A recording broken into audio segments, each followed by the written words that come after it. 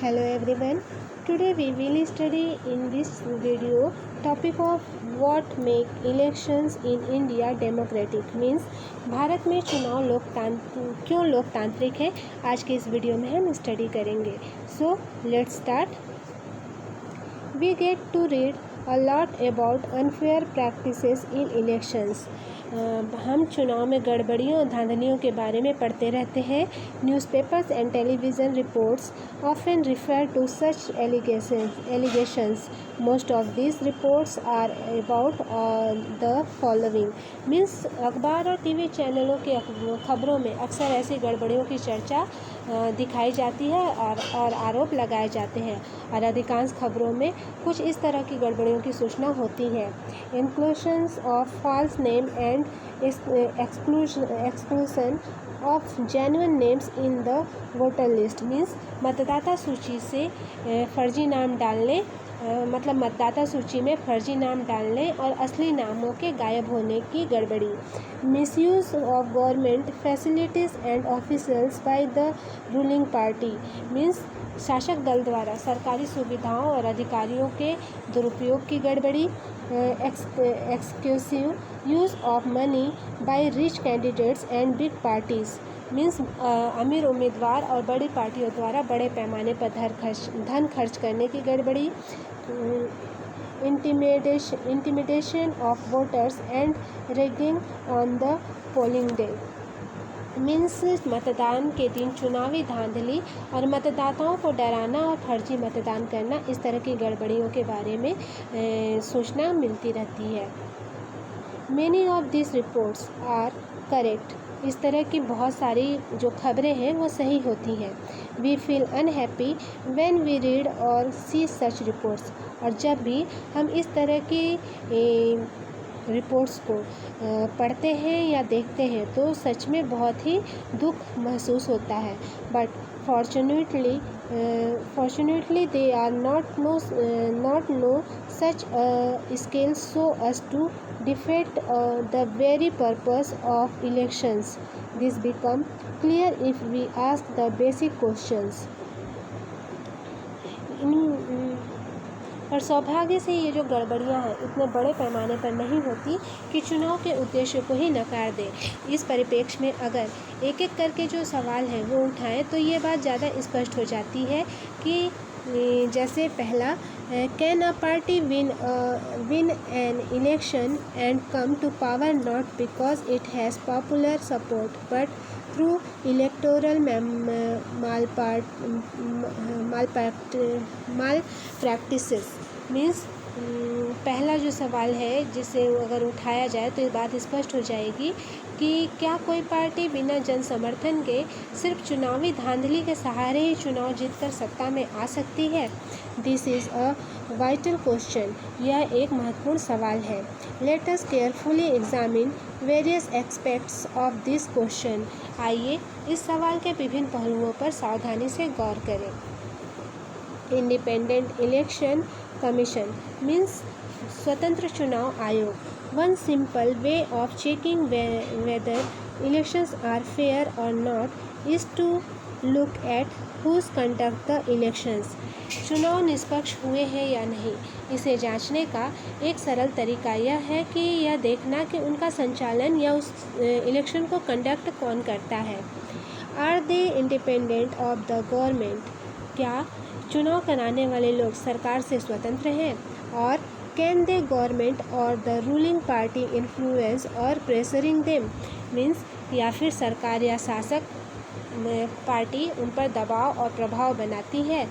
Do they have enough powers to be able to conduct free and fair elections.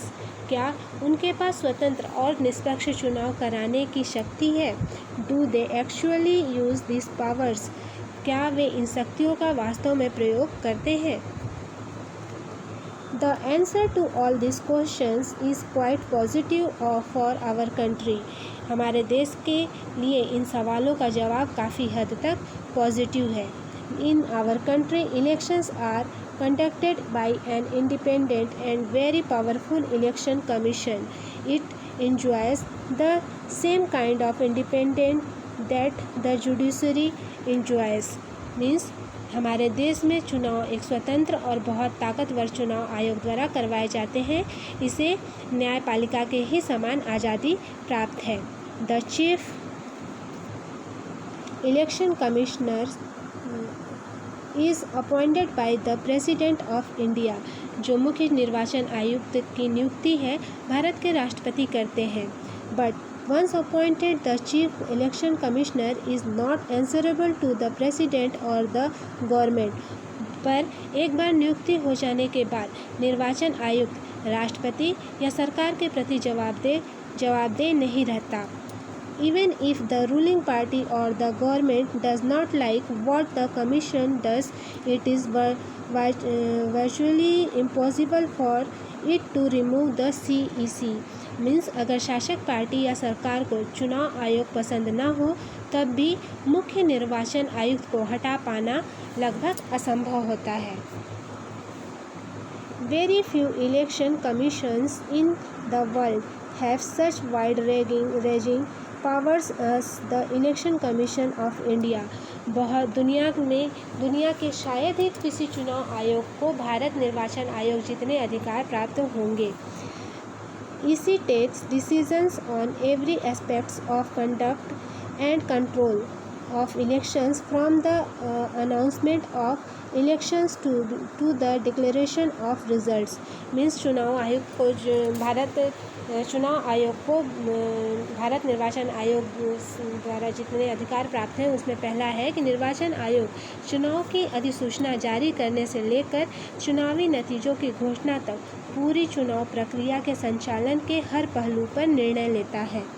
Second, it implements the code of conduct and punishes any candidate or party that violates it.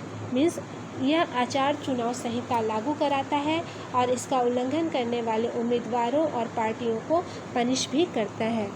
During the election period, the EC can order the government to follow some guidelines to prevent use and misuse of governmental power to enhance its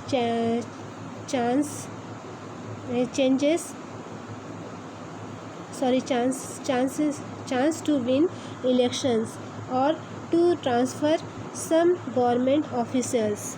means चुनाव के दौरान निर्वाचन आयोग सरकार को दिशा निर्देश मानने का आदेश दे सकता है। इसमें सरकार द्वारा चुनाव जीतने के लिए चुनाव में सरकारी मशीनरी का दुरुपयोग रोकना या अधिकारियों का तबादला करना भी शामिल है।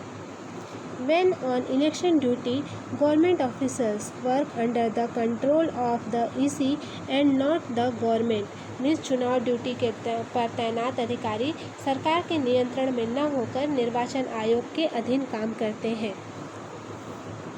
In the last 25 years or so, the Election Commission has begun to exercise to all its powers and even expand them. It is very common now for the election commissions to reprimand the government and administration for their lapses. When election officials come to the opinion that polling was not fair in some booths or even an entire constituency, they order a repoll. Means पिछले करीब 25 वर्षों के दौरान निर्वाचन आयोग ने अपनी सारी शक्ति का उपयोग शुरू किया है और साथ ही उसने अपनी शक्तियों का विस्तार भी किया है। अब यह आम बात हो गई है कि निर्वाचन आयोग सरकार और प्रशासन को उनकी गलतियों के लिए फटकार लगाए। अगर चुनाव अधिकारियों को लगता है कि कुछ मतदान केंद्रों पर या पूरे चुनाव क्षेत्र में मतदान ठीक से नहीं हुआ है तो वे वहां फिर से मतदान का आदेश देते हैं। The ruling parties often do not like what the EC does, but they have to obey. This would not have happened if the EC was not independent and powerful. अक्सर शासक दलों को निर्वाचन आयोग के कामकाज से परेशानी होती है, लेकिन उन्हें निर्वाचन आयोग के आदेश मानने होते हैं। अगर निर्वाचन आयोग स्वतंत्र और शक्तिशाली नहीं होता तो यह संभव नहीं था। यहाँ पे जो आज की वीडियो में टॉपिक था what makes elections in India democratic का फर्स्ट पॉइंट था इंडिपेंडेंट इलेक्शन कमीशन, ये कंप्लीट होता है. I hope that you have understood well what was taught in today's video. Next topic of this chapter, popular participation, we will study in our next video. Thank you for watching.